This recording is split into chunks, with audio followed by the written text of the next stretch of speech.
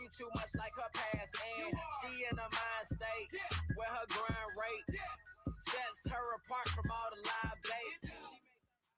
Okay. I kind of like how that came in real quick. It's Friday. It's a Friday. I love it. What's up, y'all? What's good? I'm Millie Rock on Any Block. And I am the dopest princess, freshest princess up in your city. It's Bonnie Banks. Okay, welcome in. This is New Lanta, where we help you navigate the new culture. Every Friday, we go live 7 to 8 p.m. on Instagram, Facebook, and YouTube. And if you missed us live, don't worry. You can catch our episodes on YouTube or wherever you get our podcasts because we post them via Anchor. Okay, so that's the 6 DSPs that you can get us on. We worldwide. Oh, I love to see it. Guys, this episode is powered by National SEG. That's NSEG. It's a nonprofit organization. We are the NCAA of the music industry. Now, if you want to join the movement, you guys can text NCEG, all right, to 44321. That's NCEG to 44321. Let's cheers, because we having a cutie catch up. It's Friday, and it's the last episode. It's the last episode of the season, Millie. That's Only right. Of this season. Yes, I'm still sad, but I need to go on break, y'all. We have to go on break. And what better time than for Halloween? Yes. So after this episode, yes, we will be on a little break, but this being the last episode of season 2, tonight we're catching up from a very poppin' week. We're bringing you your Fresh Out Fridays thanks to Banks and giving you a wholesome Millie Rock approved. So make sure you stick around for our special guest, Ty Sanders, artist, manager, and head A&R at Rare Sound Studio, who will be joining us to talk about the Grammys, nomination drama, and giving us some gems for artist development.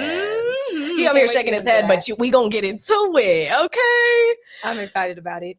All right. So let's just get right into it, y'all. This cutie catch up. Okay, so let's start at the top of the week. Because what was we doing at the top of the week, Miss Bonnie? Or should I say Chevy? Yes, we had a listening event for Chevy's EP, The Phoenix Rebirth. You guys, it was at Rare Sound Studios. Very dope event.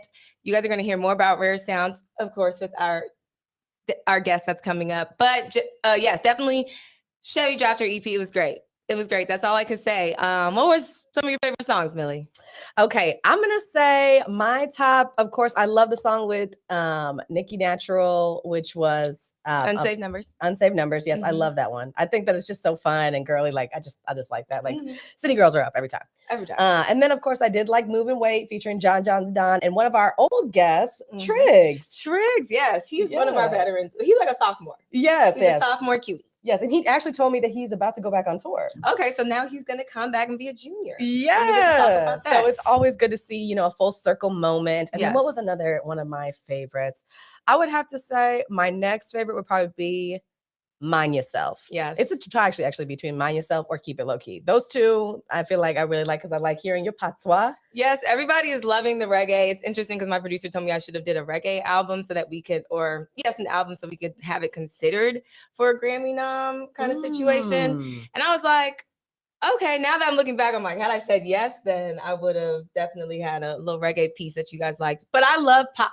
So that's why, Triggs, what up? Moving Weight is some of people's favorite because I'm a good, pop melodic artist. But it was a great EP. Millie definitely did an amazing job, you guys, hosting. So I've got some video of that coming soon. The recap, you can see it on yo.chevy. Yes. Okay. Moving right along, y'all.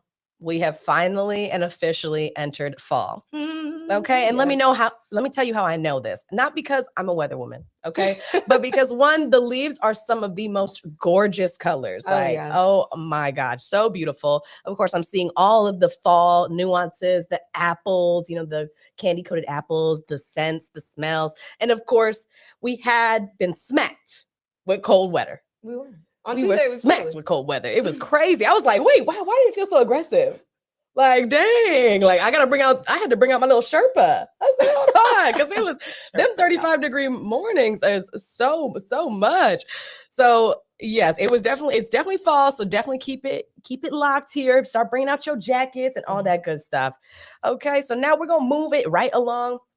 We've got a Millie Rock approved for you. Okay, so this is actually, like I said, y'all, a wholesome Millie Rock approved because your girl decided to put down the Casamigos, retire the Hennessy for a night, and we actually went to the Pumpkin Festival, play by day, glow by night at Stone Mountain Park. Now, for those that don't know, okay, Stone Mountain Park, is that crazy mountain that's, made of limestone that everyone calls, racist mountain, whatever. And They that's where actually you had, went? yeah, they actually had a nice event that had all of these pumpkins that were kind of like themed with a bunch of our favorite like childhood stories, like 2000 Leagues Under the Sea, Treasure Island, and Charlotte's Web, just to name a few. So it was actually really fun. The pumpkins looked really, really cute. I definitely felt like I was missing a child because there was a lot of kids there. But I would say bring, you know, your little nephew, your niece, you know, your goddaughter, anybody that has a child, definitely bring them there while it's still going on. I think it is going until the 30th.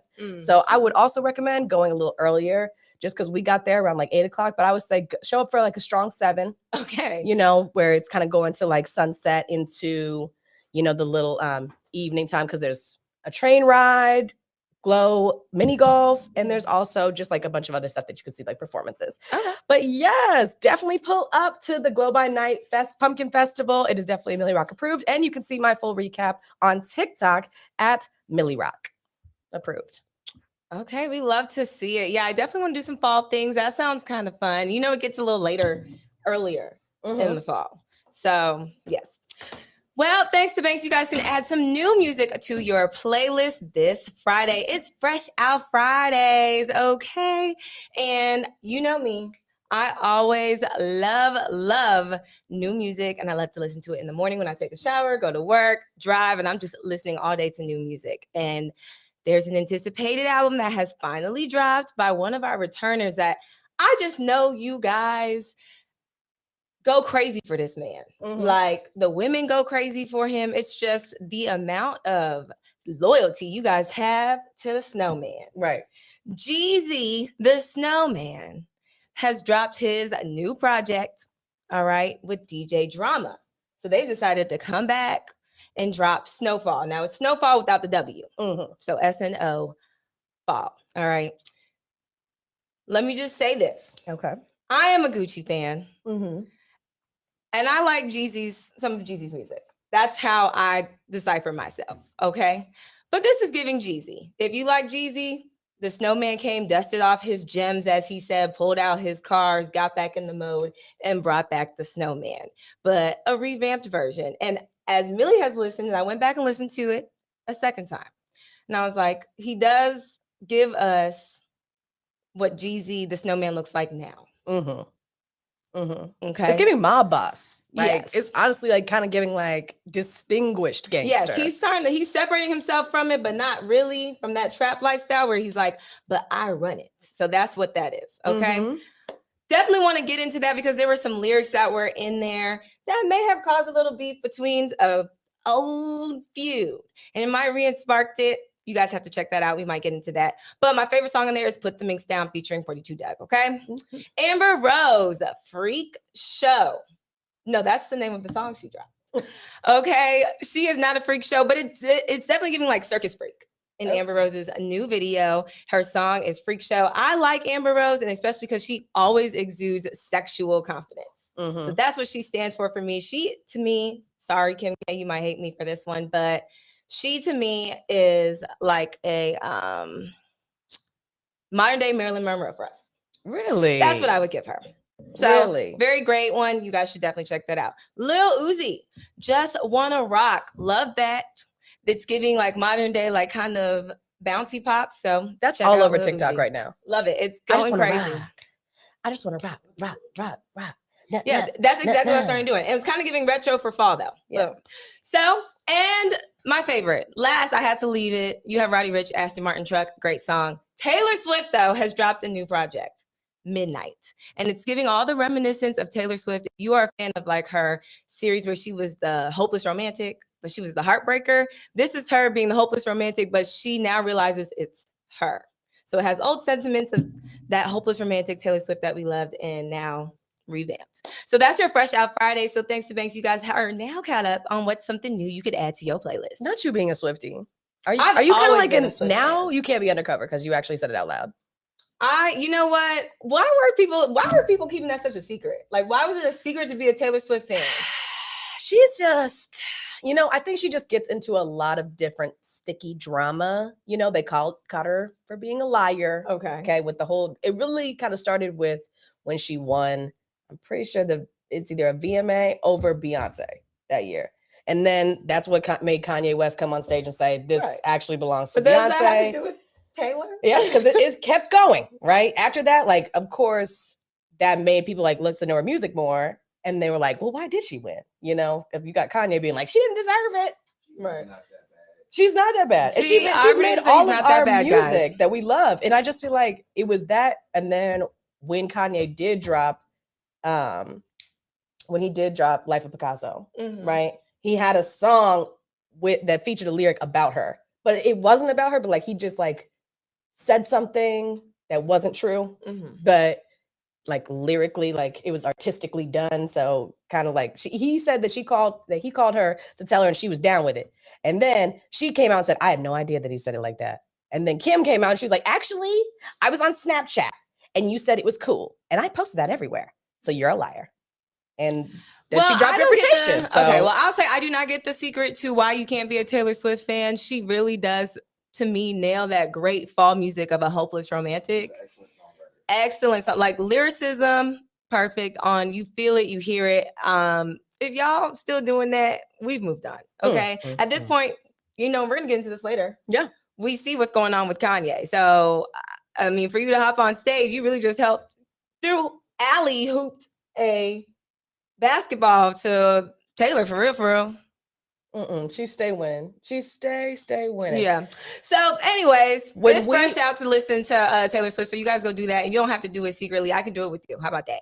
All right, y'all. Well, I think that kind of wraps up our cutie catch up. Y'all, we got a little bit more going on. So when we come back, we have our special guest, Ty Sanders, Grammy Recording Academy Advocacy Committee member and head A&R for Rare Sound Studios, joining us to give us all of the gems. I'm real excited to have our friend out here and on our show today. So don't go anywhere, because when we come back, we getting all up into that. Until then, enjoy this music.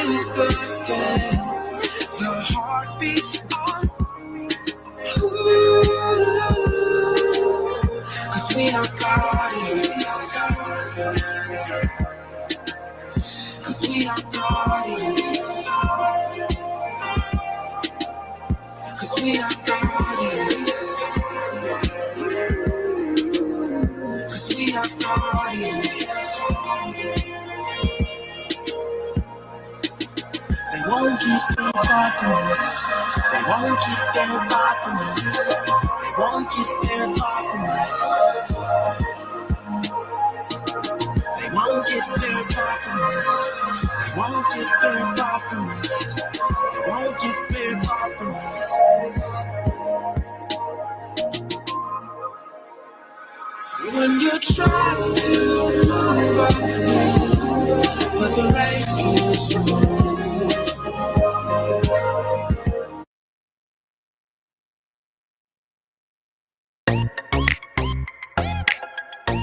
Say what's happening, baby? Okay. We at the spin now. You gonna come through with something for us? I got my nephew Triggs in town. Bring a little something through. Yeah, you know how we do. Yeah. Came in on the 1 and the 2. She came through with a crew for you. Oh. So thick, so true and blue. 1 for me and 2 for you. I'm talking about girls all around the world. And girls, I'm trying to kick it with you. Hey, girls, a nigga wanna flick with you. Girl, a nigga wanna get with you. She a thot, she a slut, she a freak. I ain't paying nothing, they gon' fuck for the free. Her and her friend taking turns on the D. Hit it all night till the morning, no sleep. Can you take back shots? Sheesh. Blow your whole back out, go to sleep. Her and her friend double teaming me. 5-round max out, then peace. Knock them both down, no playtime. Just that shit that you was talking on FaceTime.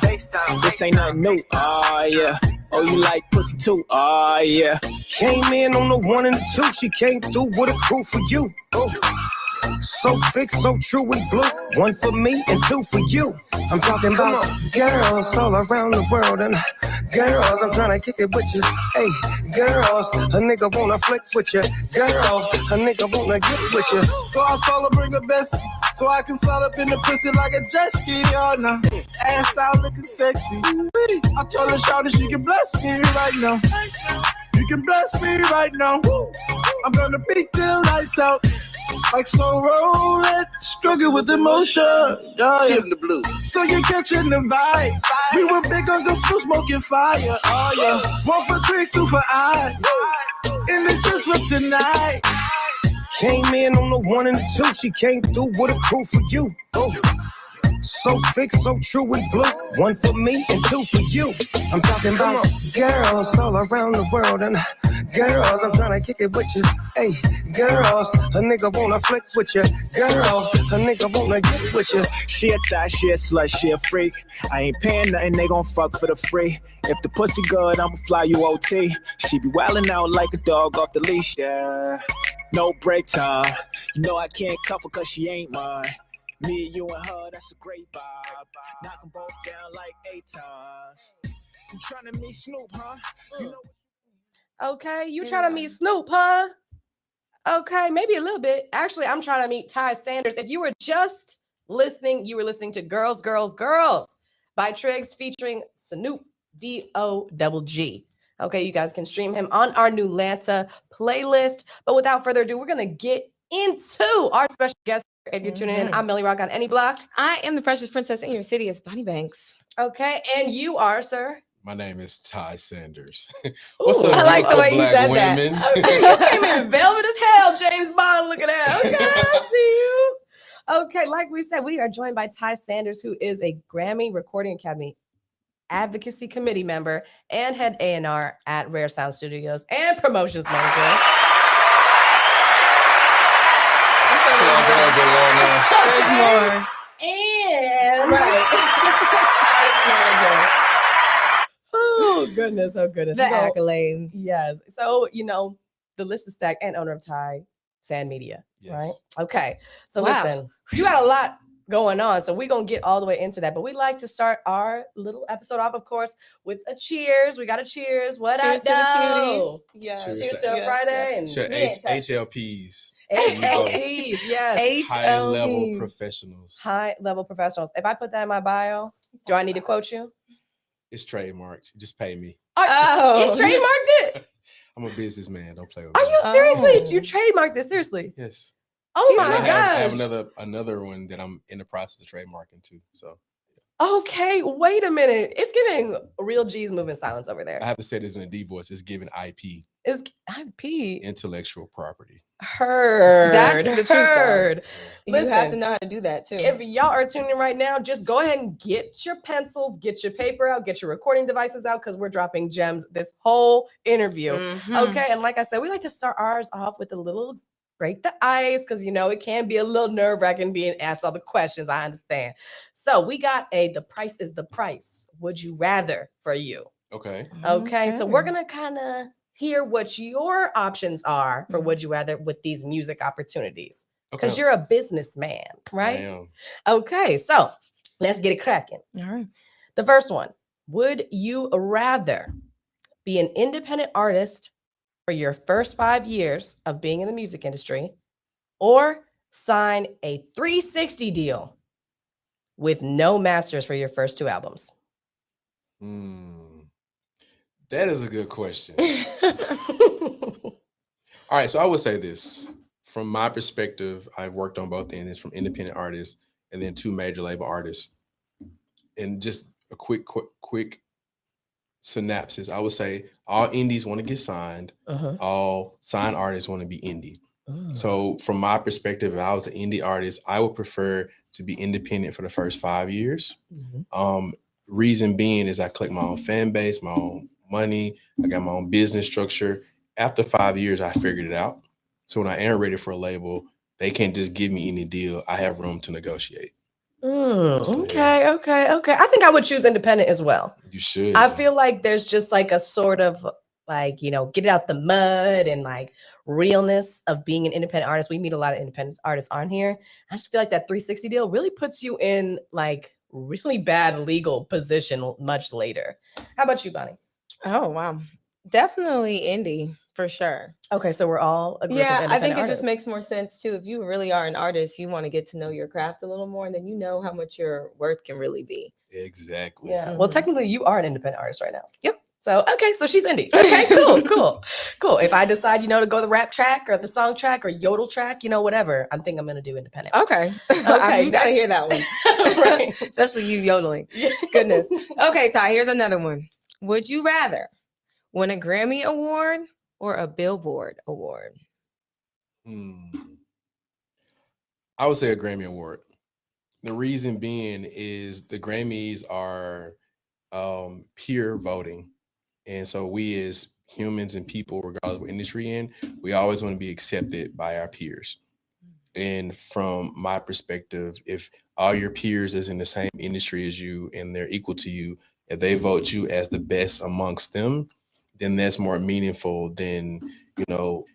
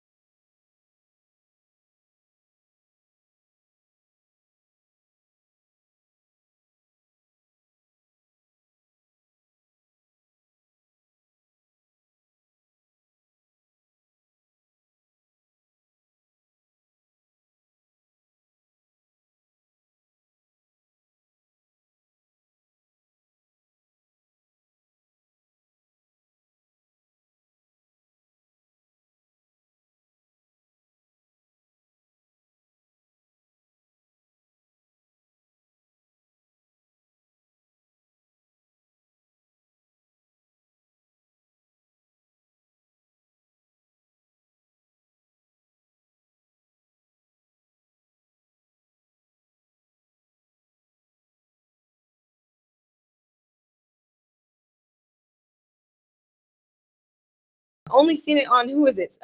The girl that sings to all the gosh damn Bambis and shit. That's the only time I've ever seen like a fox. I've seen the furs on people. Right, you've seen foxes. Yes, but I'm saying I've a seen real foxtails. life I've fox seen though, y'all. foxes for real. I've seen foxes with their little pups. Very cute. Well, anyway, I thought it was just the cutest Country little thing. shit, The way that she. No. I'm sorry, I've never seen that, so I thought I lived kind of in a little country, not country, but I mean, No, apparently you're a city girl like Glorilla. Y'all have never seen no foxes before. That's crazy. Rarely see snow in Memphis. Right. Wow, that's crazy. Okay. Okay. Last, She was like, they're like dogs. I was like, they do look like dogs. they're like little rodents almost. I don't know. They're weird. Like a mix between a dog and a rodent. Like that's why think when I they're saw it, I from was a like, rabbit family. wow. I really in my head, like when I saw it, I was like, I've never seen that before. And first thing I thought I was like, I think that's what a fox actually looks like in real life. So I'm with Glorilla. I was like, yeah, they do exist, girl. They're out here looking like little undomesticated dogs.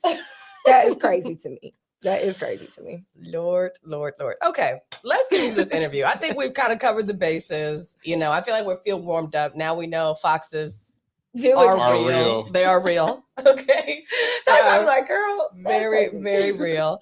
So let's get into more about you, Mr. Ty Sanders. So do you prefer to be called Ty Sand or Ty Sanders? So most people don't know my real name is Tyrone Sanders. Mm-hmm. And so all my friends and music industry people start calling me Ty Sanders to differentiate me from Ty Smith, who works with Jay-Z. Mm. And so one of my mentors, I mentored with a lady, I won't say her name, but she discovered and managed and was A&R for NDRE. Huh. And she told me to make sure that my name is differential from anybody else in the industry because I'm a new guy. Right. And so now people call me Ty Sanders. Okay. So, yeah. Okay. So how long have you been in the industry?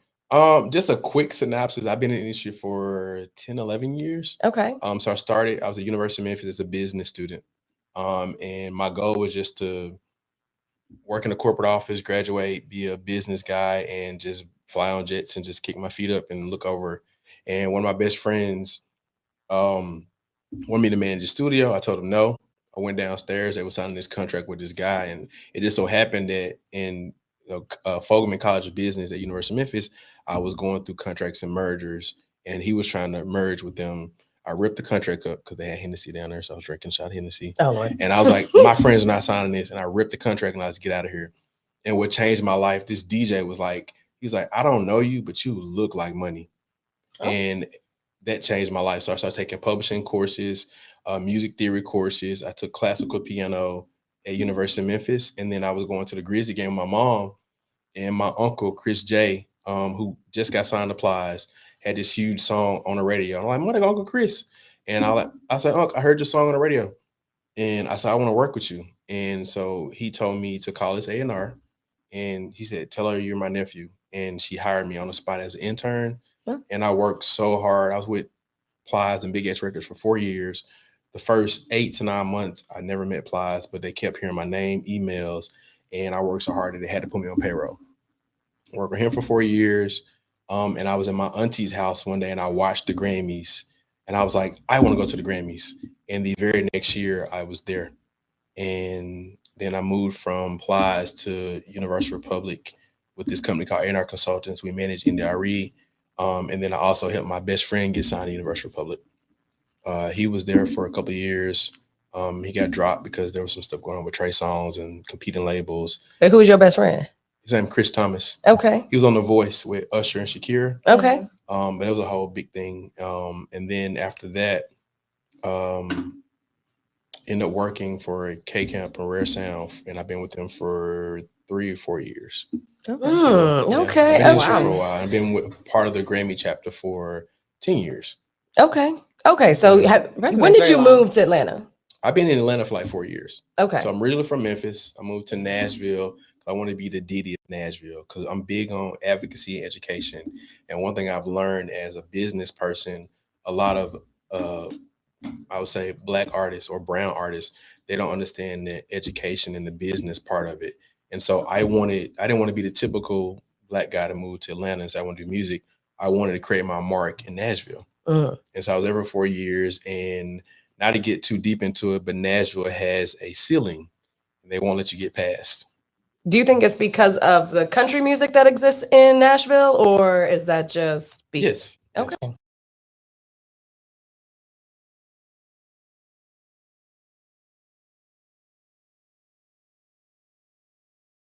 was, and I ended up going to Lou Will's release party at the Gathering Spot. Travis Porter, friends, and I saw them. I spoke to him, and I saw K Camp in the corner. And at that time, I switched over from A&R to manager, and I was managing one of my other best friends. So I got one of my best friends signed to Universal Public, and then my other best friend, I was managing him at the time. I got him on his TV show called Girls Cruise, which was with Maya, B. Simone, Lil Kim. Oh yes, I think I remember that. Yes. So I got him on the show. Made sure his contract was great, got to pay or whatever, and I was booking him for celebrities for whatever, and ran the K Camp, spoke to him. And they say, come to the studio. We're opening up a new studio called Rare Sound. And I'm going there to get my client booked. And just so happened that they were looking for A&Rs and studio people and whatever. And I sent her my resume, and she brought me up to camp. And Genius, they interviewed me and hired me on the spot.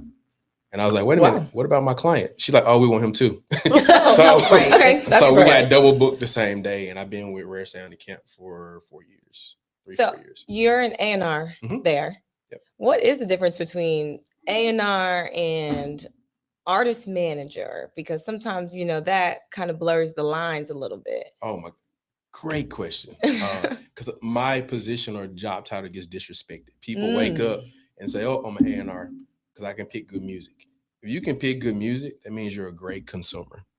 Oh, okay. That doesn't mean you're a great A&R. So just to give you a brief synopsis, there's 3 to 4 different types of A&Rs. There's A&R coordinator. There's the most famous, which is A&R talent scout. There's A&R admin, and then there's SRVP of A&R.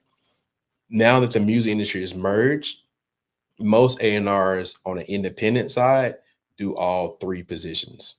If you're at a record label like Epic, Universal Public, whatever, there's different specific job titles or job roles within the A&R piece. So me, I've been in the business for 10 years. I've done every single piece of the A&R perspective. But again, the most popular is A&R Scout, which means you look at databases, analytics, you go to shows, you find an artist that has potential. You do like what we call a one sheet or one of our artists presented to the SRVP or the A&R team.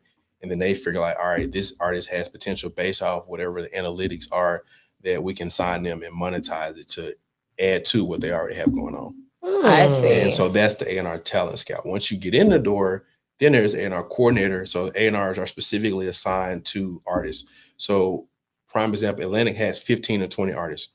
There's an A&R coordinator that's assigned to 3 to 5 different artists that do their recording schedules, their admin, their features, whatever it is, their publishing, their syncs, all that kind of stuff. Then when they do all that, they send it over to the admin team. There's an A&R admin team that does all the specific splits, syncs, copyrights, all that kind of stuff.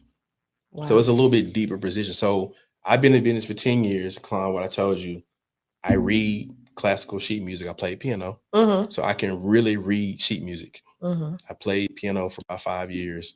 I've been in vocal choir for 4 years. So I understand tone. I understand where you're flat in the studio. And then I've also been in vocal choir. And then now I've also done other stuff. So again, when somebody wakes up and be like, oh, I'm A&R, I'm like, I will blow you away. I will blow you away. So let me ask you this question.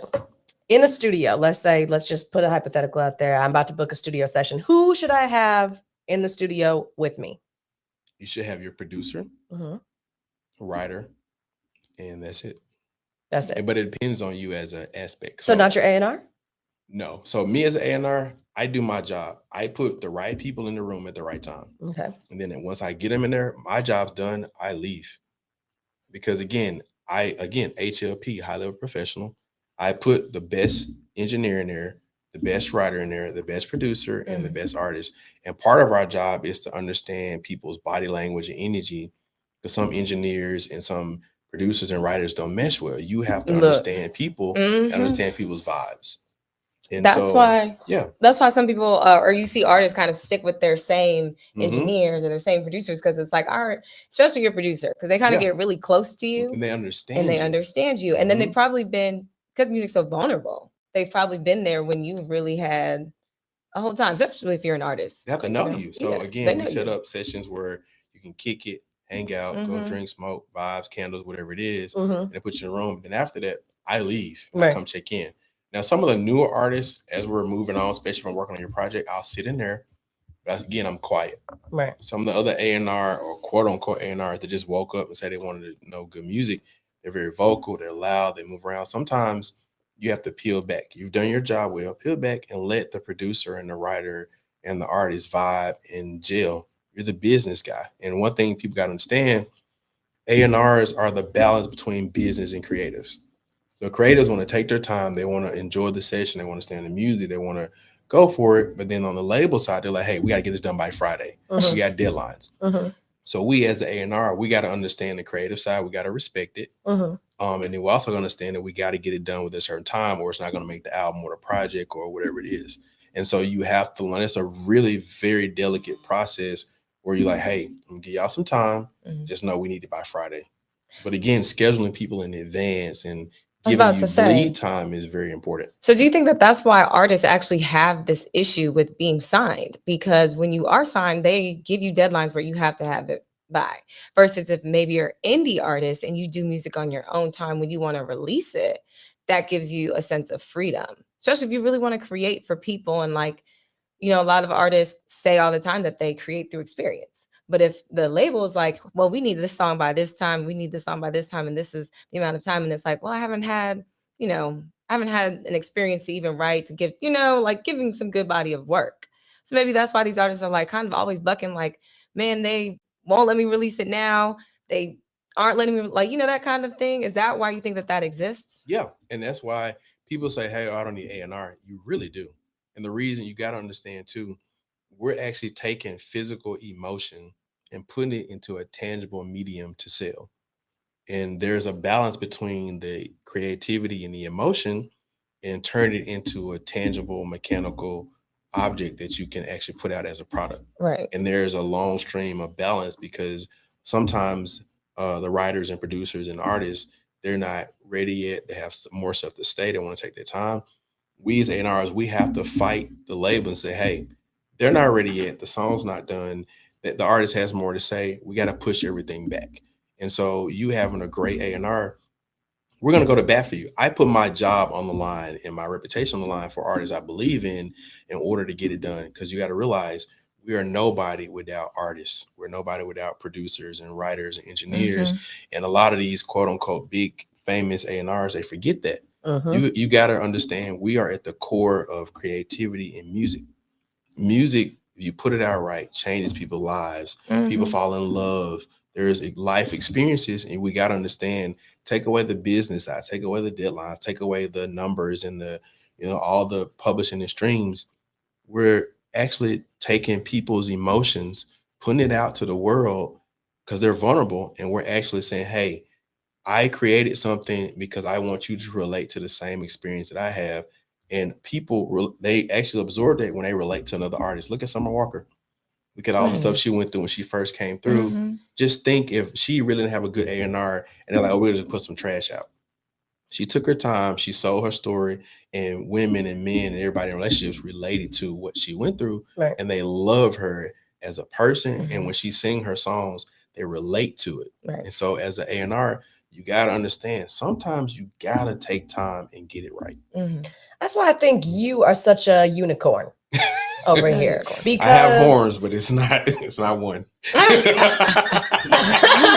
Okay, we're gonna move right along because it's spooky season. That's an interesting. I just feel like maybe we open up Pandora's box there, but I'm gonna just sidestep. I'm a fighter. I'm a fighter for artists. Yes, somebody has to fight for you guys. Yes, I think that I see that from your manager perspective, management perspective, from Ty Sanders Management, right? Mm-hmm.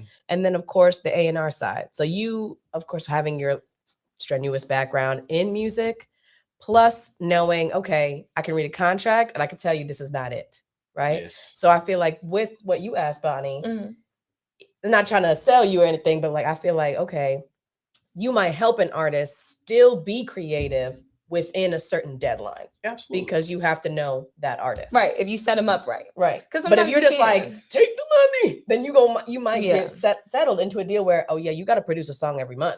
And it needs to be completely finished. Mm-hmm. So having you on the side knowing, okay, this is what your contract looks like, right? You could fiddle around in here for 3 days out of the week, but you're going to be running into your deadline. So how can we be creative and fun within your contract? So yes, I see the business now, and I see that it's more than just, okay, I can listen to music and it sounds good. It's more than that, but people don't see the behind the scenes of, you got to realize, so as an A&R, especially on the A&R coordinator sector, you have to get 3 people in the same place at the same time. So you got to get the studio block, you got to get the engineer blocked in, and you got to get the artist and whoever else behind that. So if one person's late or they want to reschedule, you got to reschedule all 3 components. And that gets very tricky. That's annoying. You got to think, you got to get 3 people at the same place at the same time. No, you need it to work. And you have to. And then people be 15 minutes late, 20 minutes late. Hey, 15 minutes before the session, can we reschedule tomorrow? No, I have 5 people that told me last week or 2 months in advance that they're going to be here at this time. You have no choice. Right. And you're locked in, actually. Yes. And one thing I will say, one of my other friends always say, picture the studio like the gym. Yeah. People come in, they're like, hey, you got this, you got, ice, you got cups, you got backwards, when you come to the studio, bring your gym bag. If you know you have to record with candles or backwoods or lighters or whatever it is, or bring your supplies. Bring your supplies. Yeah, bring your own supplies. Don't come wearing cargos expecting to do leg day. Yeah. And so as an A&R, I have this bag that I take everywhere with me.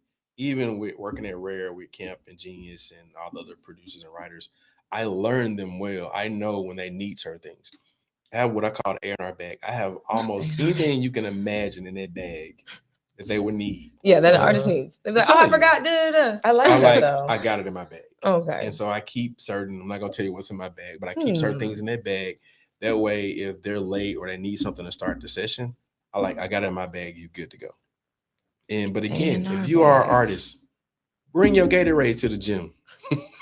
Yeah. Or you gonna be thirsty. Bring your Gatorade. Yes. Bring the Gatorade. Okay. Now we got to get into something else now, okay? Because I feel like if I don't switch the conversation, we're gonna be here for 3 hours. Yes, okay? I feel like I've got all of the gems. Okay, but I'm intoxicated. I don't know if you can tell, but Bonnie and I have gotten closer and closer to you as time has gone on. So what's next? Right. So let's talk about the Grammys, because you are a member of the Grammy and Recording Academy Advocacy Group. That is actually hard to say.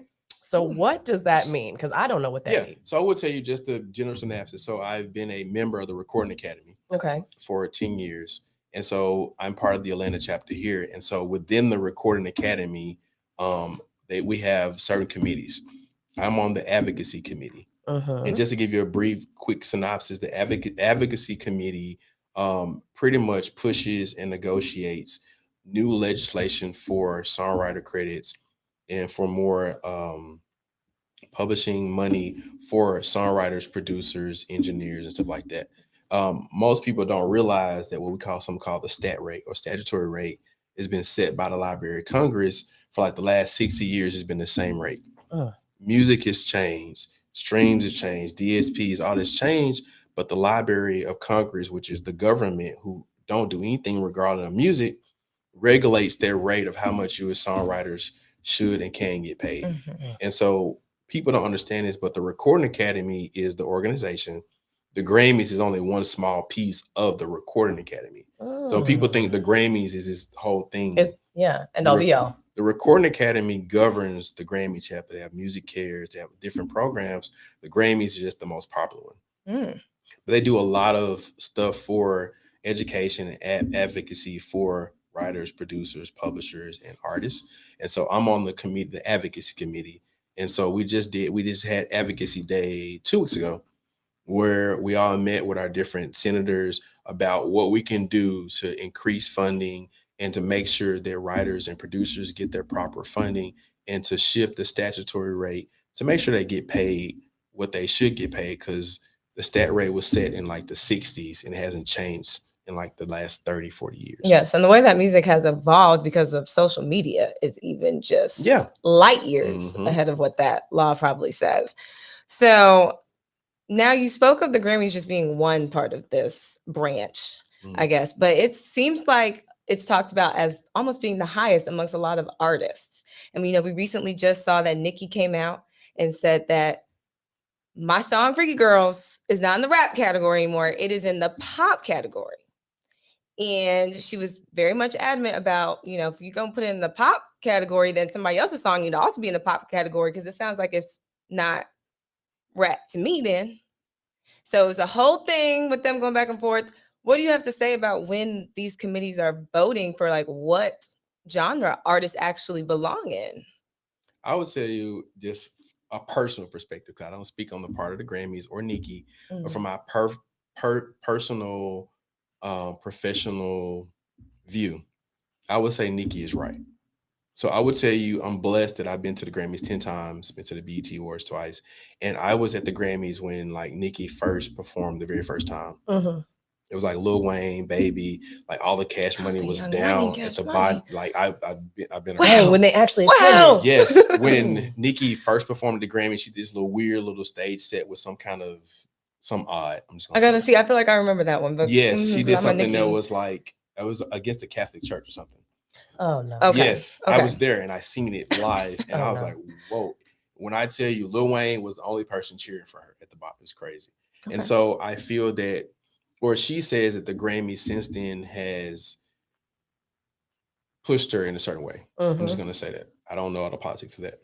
But what I will say, Harvey Mason Jr. is the now current CEO of the Grammys, and he's been in the industry for a while. And they're shifting between different, like the vote, they're changing the voting in categories. And one thing I will say, when Nicki said she was right, you got to think, I'm a big advocate of Nicki and Chris Brown, amazing artists. And yet they've been shafted by the Grammys for years, for whatever reason. I'm not saying it's the Grammys, but I feel like Nicki needs more Grammys and so does Chris Brown. That's true. Like, I'm huge on that. So going back to what Nicki said, is there are different categories they're shifting. And Nicki foresaw that they were going to, or in her eyes, they were going to scathe her. And so she was fair. So if there are certain committees of those specific categories, and she foresaw that somebody on the upper committee was like, hey, we're going to put you in the pop category. She said specifically, I am okay with that.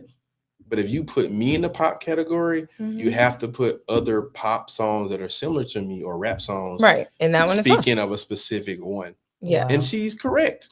Because what happens, you can't leave, I'm not going that song in the rap category and put Nicki in the pop category because you're already setting her up to lose. And then if that person wins, that's not fair. Right. And that's all she said. Now getting into the other deeper back and forth. Not the back and forth. I just want to know, how are we truly voting on which songs go into the genres? Because personally, if we're going to be real, I do think that Nicki's song is still rap because I know Nicki, but it does have some pop sentiments. But if we're going to move hers, then yes, we do need to move Big Energy. Okay, so I will tell you this. I'm a true music nerd. And when I go, I put on my glasses. All right, I'm finna give you a fact. Okay. In 1993, there's this song by, I don't know, MC Hammer. Yes. It was in the rap category, and he won Best Rap Artist. And it's pop. No, rap. Is it rap or is it pop? It was rap. Okay. Or it was placed in the rap category. Okay. Years later, the same sample was sampled by Nicki Minaj. And instead of it being in the rap category, it's in the pop category. You do the math. Think about that. So there is an I Hate Nicki committee? I won't say that, but I'm just saying she foresaw the political move and she wanted to speak on it. Now, as far as the back and forth with other artists, she was seeing something for coming. Yes. And she specifically said, I'm okay with you changing me in the category for whatever reason you think. But if you move me, you have to move another song that's very similar. Yes. And she was, my personal opinion, I feel like she was right. Yes. And that's what I stand with you on that one, Ty. I say the same thing. I'm like, if you're gonna move her, you gotta move the other one. Because you gotta look up the song. Right. That same sample won rap category in I think like 1993 by MC Hammer. Just saying. It's the history for me. You have to speak facts. Is the Grammys, like, this is the question that everyone wants to know. Is the Grammys racist? All right. So again, I don't speak on behalf of the Grammys, I speak on behalf of myself. One thing we as people in the industry and in Atlanta, I would tell you, and again, I speak on my personal opinion. I'm not speaking on behalf of the Grammys. The first thing we have to do is we have to vote. Voting is necessary within music and our communities, and especially specifically in Atlanta. You know, with what's going on, we can't get upset at specific categories and who win and who didn't win if we as creatives don't vote for the actual Grammys. First thing is you got to know there's a Grammy chapter here. You as a writer can, or a producer, or let me say a creative, can be a part of the Grammys. Once you become a Recording Academy member, depending on your circumstance, what you do, you're eligible to vote for the award. Is a pure voting thing. So we as African American or brown people, if we don't know that exists and we're not part of it, we can't vote for who we feel is great within our own community. So you think a long time ago when Kendrick Lamar lost with Macklemore, everybody was mad, but the people that was yelling, "Are you a member and did you actually vote?" And so again, that you got to realize, no, first you got to trust the system and the infrastructure. And if we've done all we can and all Black members voted and does all this, then if we've done our part and it doesn't get to, then you can spill or get on the organization itself. But we got to do our part. We got to trust the system first. So real quickly, Ty, because how do you become a member? You know, what is that whole process so like? Again, I don't speak on behalf of the Grammys because they have their own publishing team, but a publicist team. Let me speak articulately because I'm educated. But you go to Grammy.com and they'll tell you all the membership information. I would tell you this: it's a pure voting thing. You have to get 2 recommendations by a current member. Gotcha. And then after you do that, you get a recommendation from one person, another person. Then the Recording Academy will look you up. You have to be official, you know, in music. They'll look you up based off those 2 recommendations, and they'll send you email and say, "Hey, we want to grant you access to the music community within the Recording Academy," or to say, "Hey, no, this is the requirements." Okay. Then once you're in, then depending on your status, you can vote for the Grammys. There's a voting member and a professional member and all that kind of stuff. But see, that's why it's important. Like you're trying, like Nikki's trying to say, it's, you know, white people that are trying to vote for this, but it's like they probably know these processes, do them, and then of course they probably sometimes put money behind certain artists. So there's that connection of business. It's like, okay, yeah, let me join the committee, then also back this artist gets nominees for Grammys. But they're not sharing it with other people. You know, that's the thing. They share it with the people they want. So that's why we're so blessed to have you here on the show today. An advocate. So I'm looking at y'all. Don't act like I've never done nothing for y'all. Don't act like I don't try to give y'all the tea. Okay. That's I'm gonna tell you that's really important. We got to understand that if we want to be represented, we have to be the representatives. Period. That makes sense. And also, I would tell you, the Grammys does a great college thing where they get into schools. They have a Grammy U program. So if you're up and coming professional at college, you can actually join the Grammy U program, and they will pair you with mentors with this new program, and pair you with like-minded people that's in your profession, so you can understand and work with real people. And they also do a lot of grants and scholarships for college students as well. But that starts the process. So when you graduate, you get a job, you're professional, you can move from the Grammy U to an actual Recording Academy member too. Well, you know, the students here at GSU are definitely very blessed because there is a Grammy U chapter here on GSU's campus. It is. Yes. And there's a Grammy representative that I was blessed to mentor at this time, and now he's moving and he's about to, you know. Yeah, I met him. I don't remember his name, but he was at the Kenny Mason interview that we did. He's great. Nice. Yeah, he seemed really cool. He's a huge asset to GSU students. Amazing. Okay, well, listen, we can't hold you for any longer. Like I said, we could be here for 6 hours. We really could. And we're getting wrapped. So what's next for you before we let you go? So I would tell you, at Rare Sound, we're working on 2 more projects currently. We're on a compilation album. We're working on another album for, you know, one of the big artists on the label. For me, I'm actually working on my first project as A&R. Congratulations. And so I'm excited and nervous at the same time, but I've met so many producers, artists, singers, and songwriters. I want to put them all on the project and give them credit for their actual work. Right. And I'm going to show them, teach them the business, how to do the split sheets properly, how to promote the project as well. And then link them up with, like, you know, some higher level producers, high level artists, high level writers. And so we do a collaborative project where everybody can learn the real side of how to put out a proper project. Okay. So I'm gonna put that out probably the top of next year. Okay, nice. Okay. Well, I'm excited to hear that. I think that's Me very too, exciting. Me too. And y'all always have events and everything. So how can people Yeah. find you and tap in with you? Yeah. So you can follow me on Instagram at Ty Sanders, TYSANDERS. You can follow me on Twitter, which is TYSAND. And I will tell you, I have an event that's coming up on October 29th. It's for independent artists where it's called the Photoshop Social Affair. So independent artists, if you don't have great content photos for your social media, for your albums, or for whatever you have, we have 4 of my photographer friends that are setting up photo stations. And then you can actually take pictures and use those for your content or your albums or whatever it is. It's $10 versus paying these individual photographers $300 for a photo shoot. We got 3 artists performing, and then we also have a DJ. Wow. And so this is just my $10. way of changing the perspective of the industry and creating a forum where we create something for ourselves. And so I encourage everybody to come to it. Follow me on Instagram, Ty Sanders, and you can find out information. And then we're also doing a Trap Halloween at Rare Sound Studios on October 30th. Yes. Which is the Sunday before Halloween. Yep.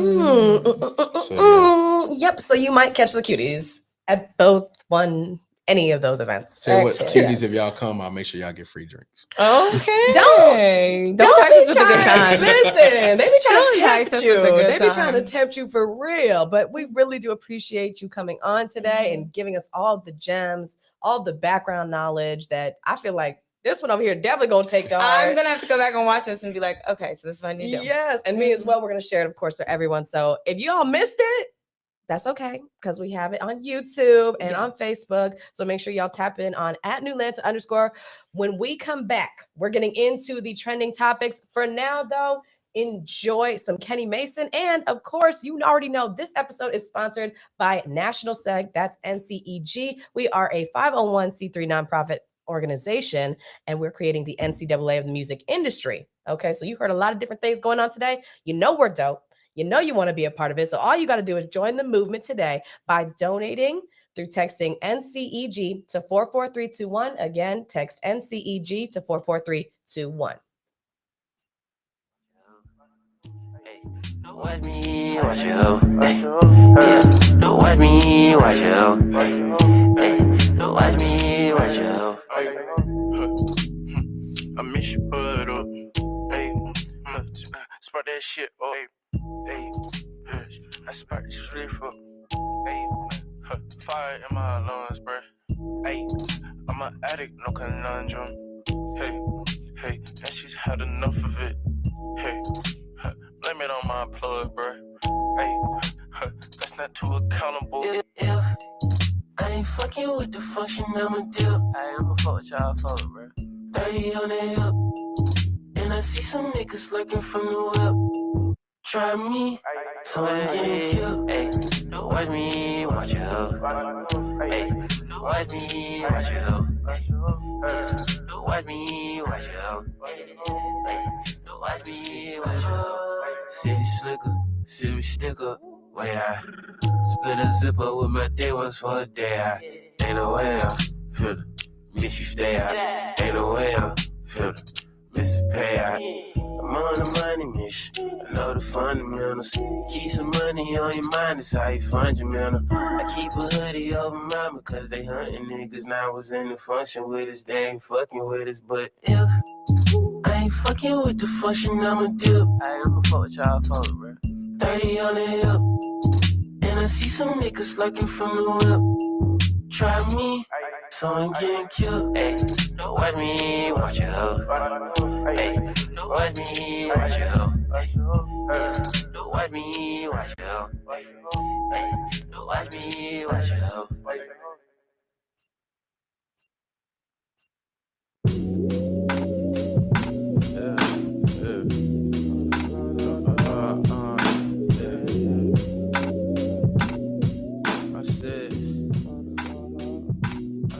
So I'm back on my common shit.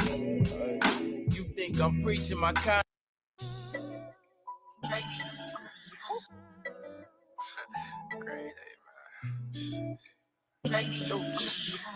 Cause she gon' ride away. She gon' ride it. She gon' ride it till he fucking wheels fall off. She gon' ride away. She gon' ride it. She gon' ride it till he fucking wheels fall off. She gon' ride away. She gon' ride away. She gon' ride it. She gon' ride away. She gon' ride away. She gon' ride it. She gon' ride away. She gon' ride it. She gon' ride it till he fucking wheels fall off. Then my little mama always on my mind. Then my baby girl always making time. She with that dinner, be that dessert on the side. She like the tease, I pull them panties to the side. She like to run, but she know that she can't hide. She always pout every time I gotta slide. She drop emojis when she see that I'm on live. She drop her location, she never ever lie. Then my other half, she won't never try. I lay the rules and she always gonna buy. She always keep it low, always be mine. A busy man, but she always get my time. She gon' ride away. She gon' ride it. She gon' ride it till he fucking wheels fall off. She gon' ride away. She gon' ride it. My man Lucci, that's Ride Away. Man, it's crazy to even think about that moment. He literally dropped that song, and I think a couple weeks later, we lost him. And I was like, man, that song was yeah. Actually, very good vibes. Very good vibes. So love it. R.I.P. to our main. Okay. All right. Well, welcome back, guys. I hope you guys enjoyed having Ty Sanders in the building. Yeah, I just feel like I learned so much knowledge, and now I got to drop some more knowledge on you about another artist. Okay. All right. We are going to slide into these trending topics. Of course, you guys know we are powered by NSEG, which is a nonprofit organization. We are the NCAA of the music industry, 501c3 nonprofit organization. Now you can be a part of the movement. All you got to do is text NCEG to 44321. All right. Let's get right into this. Thanks to Banks. I'm going to really give you just a quick rendition of what Kanye West has going on. All right. Now, Kanye's been on just his own tour, I think. He started with, of course, Candace Owens and the White Lives Matter t-shirt situation. Now he's come in and he's talking about George Floyd and the family, which apparently they may also sue Candace as well. They've already putting out a lawsuit. The daughter's putting out a lawsuit against Kanye. So Candace, you might be grouped into that because of this whole documentary that they also have out talking about how he didn't die from asphyxiation, but probably died from fentanyl. That's the whole thing. Then he comes in talking about how, he criticized the CEO Bernard Arnault as saying that he killed his best friend Virgil. Then his next rant was F Adidas because they just stealing my designs. I'm like, okay, we're just gonna call out everybody. They kind of were though, like low key. They were putting out shoes that were not Yeezy that looked suspiciously like them, very suspicious. Well, I mean, but there's shoes like that all the time. You can look and see that there's some Nike resemblance to some of these shoes as well, but not Yeezy. It's anyway. Keep going. Let me not interrupt. I'm sorry. Keep going. I'm just saying it might be. So he goes F Adidas, right? Instagram got tired of him too. They were like, actually, stop it. Get off the gram. Social media sites were pretty much saying that you are violating our policies. So you got to go. You have got to go. But he found other outlets. He was like, no, actually, I still have more to say. He even goes on to talk to Chris Cuomo. Cuomo? Is it Cuomo? I always say they're twins. You remember the Cuomo brothers? The Cuomo brothers, yes, with the drama. You know he's not on CNN. I don't know what platform this is that he was He's talking on to News Kanye. Story now. He got rehired. Let me tell you what, he got rehired. Oh, Anyway, we're not about into him. that. Not That's about a him. side thing. But those two twins. So he's talking to Kanye. Kanye's like, yeah, the Jewish people are just owning stuff and y'all, we got to get out of this. And I'm like, oh my goodness, can't do that. Once you start saying that, they're like, hold on, we work with you. His bank pulled him. It was a whole thing.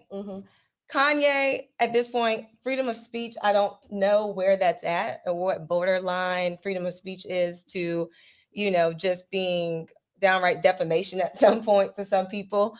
But he's got to stop it, guys. He's got to stop it. I don't even know what else to say about Kanye at this point. They are trying to cancel him. Do you think Kanye can be canceled? I think that can Kanye be canceled at this point? When you have the big B behind you, you're gonna find another way to get your message out there. He did so that. I feel like you can be canceled by mainstream media. Yes. But can you be canceled IRL? No, because everyone will still support the people that they want to support. Like, has he lost the plot? A little bit. Kanye West has definitely lost the plot. He just got dropped from Balenciaga, because of his explosive rant on Drink Champs. But is that And being they posted the canceled? episode. Is that being canceled? They Or is ran that the just people saying Yes, like it is being canceled. You're being canceled by the media because Wow. now people are, if you think about it this way, right? And they're going to keep trying to compare him to Trump. The more more fiery you get, right? And I'm not going to use crazy because I don't necessarily think, it's not right to call him crazy because he has a mental disability, Right. which is, Well, we bipolar think disorder. so, yeah. So if you're bipolar, allegedly, you are, I guess is what we should say. no, he is definitely bipolar. He's come out and said it. Like, it's Okay. not alleged. It's definitely diagnosed. So if you are bipolar, you are liable to have, like, when you're high, you're really high. When you're low, you're really low. So it's going to happen to you. Like, if you are upset enough about your bank dropping you, losing 4 major stadium shows, yeah, that would make me But angry he's too. So you're doing gonna it on go his crazy. own, Millie. That all of that happened because of you, bro. Like, it's not like it happened because you did one thing and then everybody was like, grrr. No, you are in continuous rant at this point. So of course these people are gonna start dropping you when you start saying things like George Floyd wasn't killed by the officer. Like, yeah, people are gonna start dropping out now. Like, I don't see how you can blame. Like, it's not like the baby. The baby sometimes has one situation and he's like, okay. They canceled him hard as fuck. They canceled him, but not as much as hell. Kanye's about to get dropped. I mean, Kanye's That's different not the because same it takes thing. more. It's going to take more to pull cancel him. But that's what I'm saying. So- He's having more topics and talking about them continuously. That could, of course, all his business is tied to those. Every single topic he has, his business is tied to fashion. Yeah. Just business in general, his business name, all of his things are tied to the different people that own it. He's going against everybody. Now he's going against Black people. Right. We can't help you here, Kanye. I'm out of it. Keep me out of it. I'm just reporting on what's going on with Kanye because y'all actually cared about it. I am over it at this point. I personally do feel like we are seeing a very talented artist because that's what happens sometimes. These artists are like beyond talent and IQs are just crazy that sometimes we see them spiral a little bit, and that's what makes them great, but also can make them dangerous to themselves. That's what I think that we're seeing right now. Okay, because I don't think y'all gonna stop streaming that Kanye music. Y'all not gonna stop. So he's canceled, but is he really? Yeah, I don't think so. I don't know. I think Kanye represents a very interesting time. Like, we're seeing freedom of speech be tested here, and we're also seeing what does it mean to be a billionaire? How much power really is behind the big B? Anyway, moving right along. Okay, check my math. It works. That is Stacey Abrams versus Brian Kemp and Shane Hazel at the governor's race for the Atlanta Press Club debate. Okay, so I know y'all probably like, what are you talking about? Check my math. Is this a math problem? No. 1 + 1 + 1. That's 3 candidates that we have running right now for the governor's election, with the election day looming on Tuesday, November 8th. Okay, the Atlanta Press Club hosts the first debate of the series between Stacey Abrams, Shane Hazel, and incumbent governor Brian Kemp. And y'all, it was a mess. Oh, It was a mess. It was 30 minutes of chaos presented by the Atlanta Press Club, moderated by Donna Lowry. She struggled with keeping these candidates on time, much like our producers struggle here.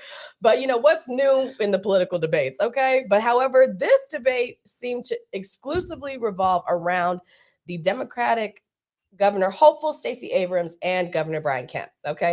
Even though Shane Hazel was there and made it a point many times to say, I'm here too.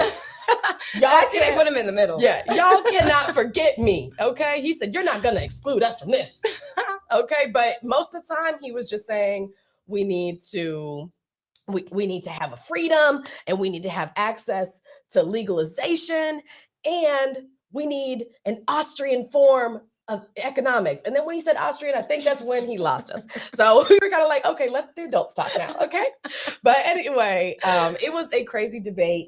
This is the only debate that these gubernatorial candidates are going to have before this election, and it really showed the stark differences between the two candidates. Okay. We have Stacey Abrams, who's coming back. She's of course hitting Brian Kemp hard. Incumbent Governor Brian Kemp hard with voter suppression.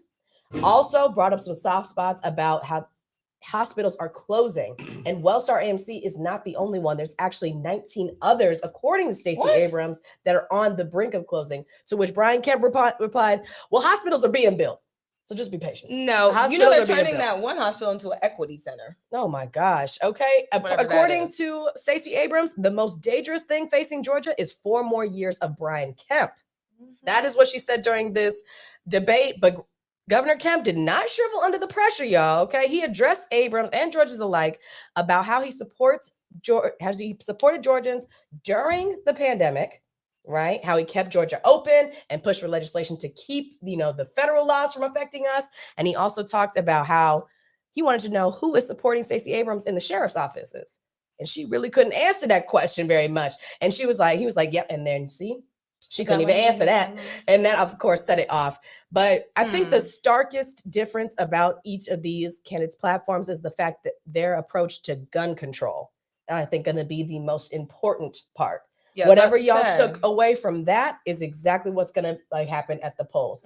Right now, Stacey Abrams is behind Brian Kemp by a mere 6 to 9 points, according to the election process that you're watching. Okay. Or you're looking up. So it is a very close race.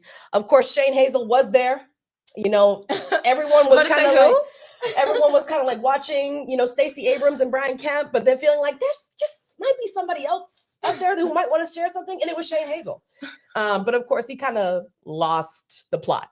Okay. He kind of just kept saying, like, we need freedom. I'm libertarian. We need weed. Okay. And it's like, we get it, bro. But like, what you gonna do about the hospital situation? He's like, well, what are you gonna do about cryptocurrency? And we're like, you're a little far ahead.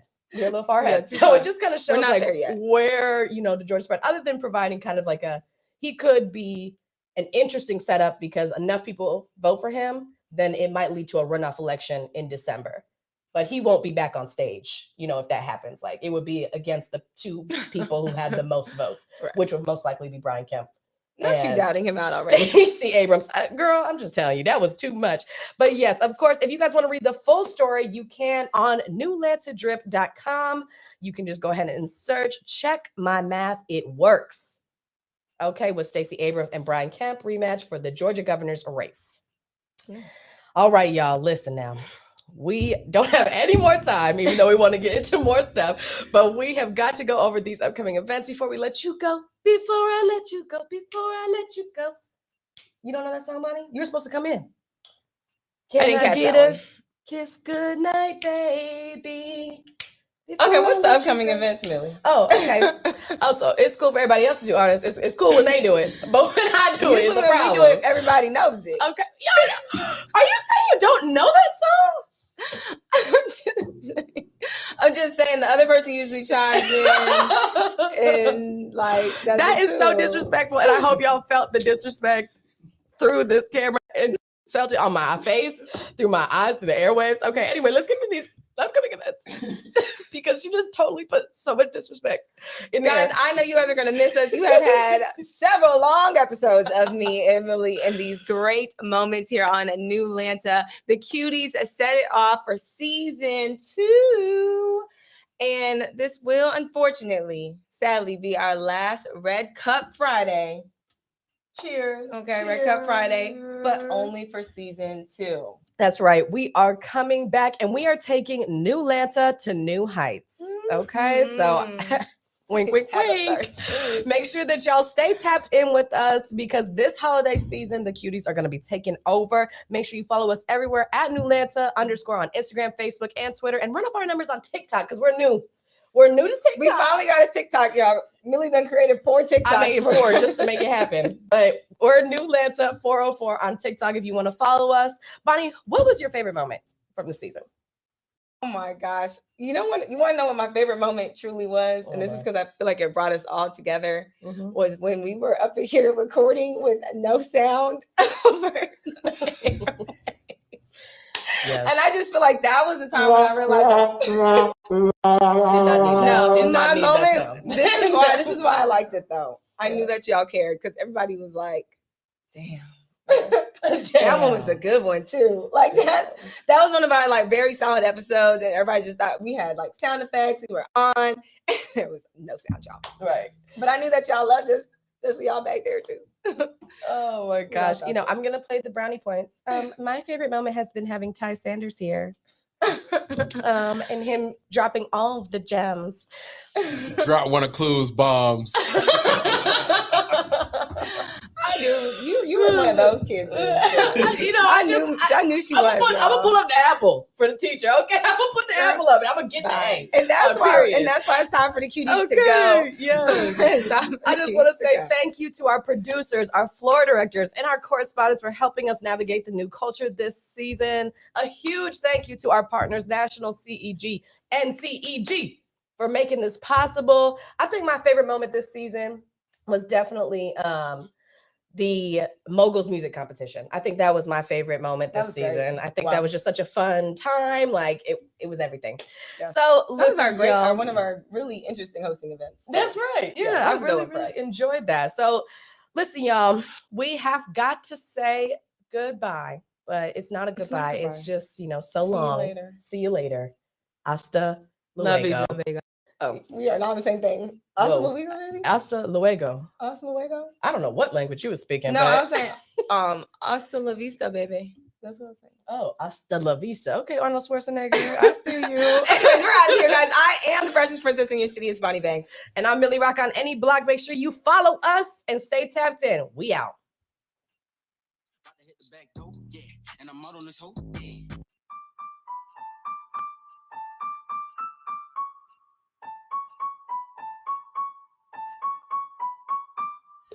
I'm sorry for dripping, but drip is what I do. And one of these days I'm gon' get dressed and drip all over you. I'm that fly young nigga, little baby, can't you see? Your style is on my fashion code, tell me who drip like me. Little baby, I don't chase, I erase and replace. Man, that bitch ain't loyal cause I just dripped on her face. Shopping at the finish line, but you still in last place. I'm a star and I'm fly, bitch, I need my space. Ken with 2 ends cause I'm twice as nice. Oh, you didn't see the fit, then I'm wearing it twice. And when the summer hit, my fit's gonna be cold as ice. Off-white, so nice, but it ain't your price. I'm a hot nigga in the coldest fit. When you see me walking in, you gon' notice it. How you niggas hating on me, but